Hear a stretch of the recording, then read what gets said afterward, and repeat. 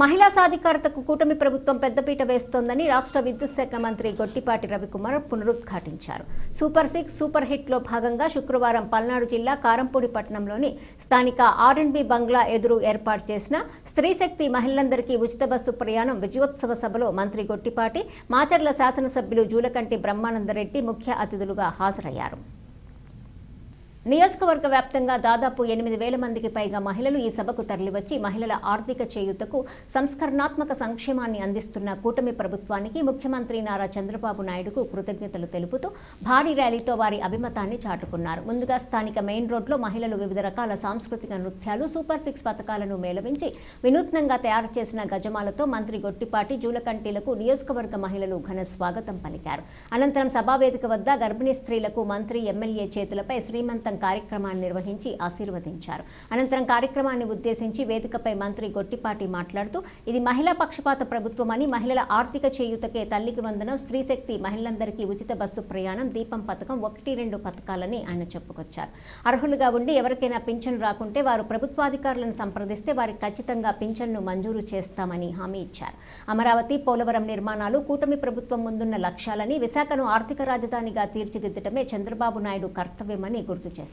అభివృద్ధి, సంక్షేమ పథకాల అమలు విషయంలో ముఖ్యమంత్రి చంద్రబాబు ఎక్కడా రాజీ పడరని ఉద్ఘాటించారు. స్త్రీశక్తి పథకాన్ని సమర్థవంతంగా అమలు చేసినందుకు కృతజ్ఞతగా ఇంతమంది మహిళలు ఇక్కడికి రావడం చాలా ఆనందంగా ఉందని హర్షం వ్యక్తం చేశారు.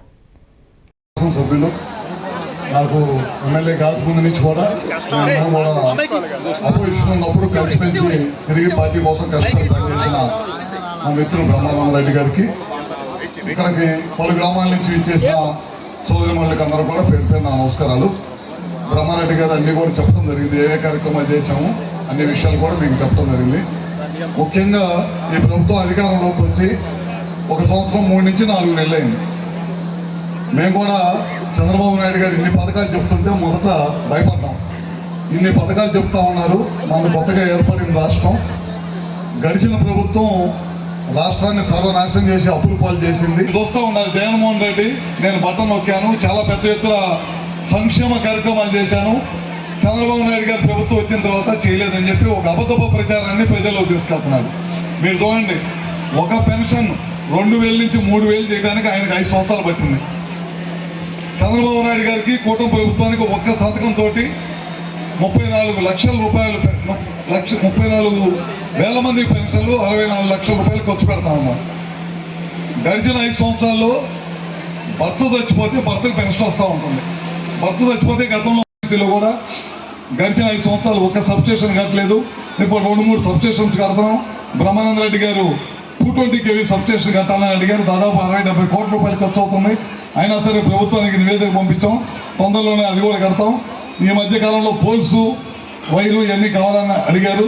చాలా పెద్ద ఎత్తున మీ కాన్స్టిట్యున్సీలో రాబోయే రోజుల్లో కరెంటు కట్లు లేకుండా ఉండటం కోసం చాలా పెద్ద ఎత్తున పోల్స్ ఇచ్చాం, అదేవిధంగా కండక్టర్ ఇచ్చాం. ఇవన్నీ కూడా చేసుకుంటూ వెళ్తున్నాం.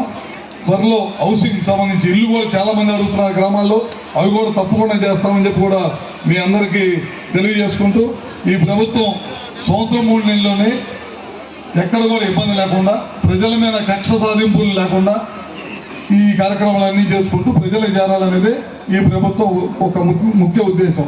చంద్రబాబు గారి నాయకత్వంలో కూటమి ప్రభుత్వం ఏ విశ్వాసంతో, ఏ నమ్మకంతో ఎంత పెద్ద ఎత్తున ఓట్లేసి మమ్మల్ని గెలిపించారో ఆ నమ్మకాన్ని ఏమాత్రం కూడా సన్నగిల్లకుండా మేమందరం కూడా కలిసికట్టుగా పనిచేసి గ్రామాల్లో కక్షలు లేకుండా ఉండే వాతావరణాన్ని నెలకొల్పి, నా కాన్స్టిట్యున్సీ కూడా మీ కాన్స్టిట్యున్సీ లాంటిదే, ఎప్పుడు కూడా గొడవలతో ఉండేది. నేను 2004లో ఎమ్మెల్యే అయిన తర్వాత ఇప్పటిదాకా ఎక్కడ కూడా గొడవ లేకుండా ప్రశాంతమైన వాతావరణంతో ముందుకు తీసుకెళ్తా ఉన్నాం అనమాట.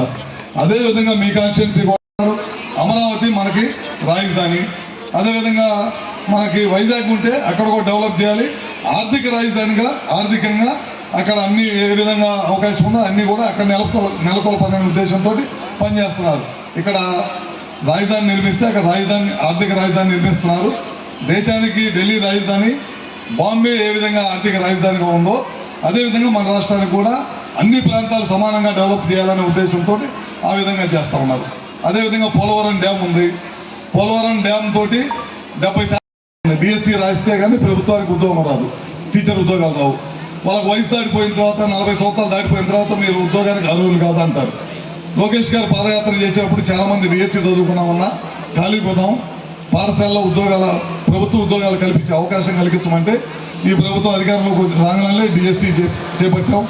16,300 మందికి ఉద్యోగాలు కల్పిస్తూ ఉన్నాం.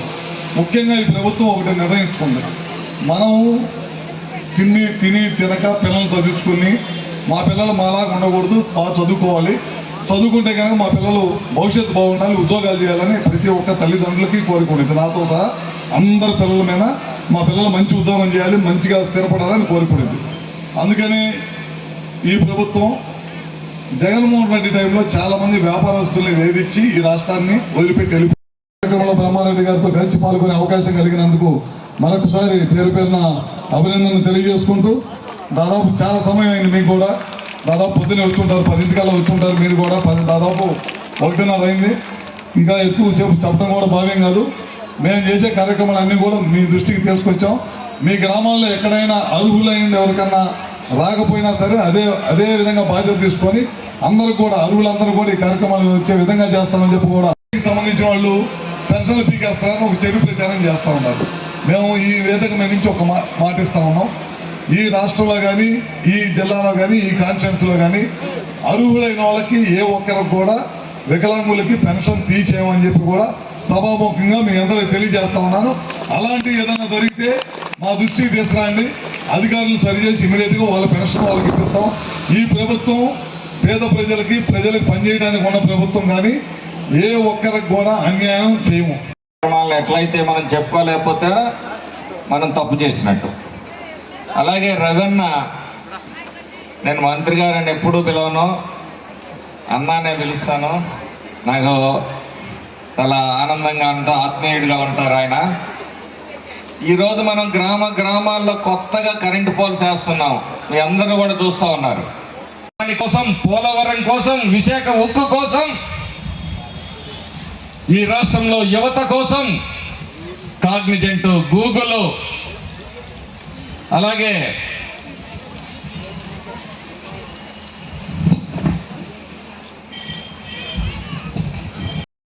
రండి ప్రశ్నిద్దురు, రండి మమ్మల్ని.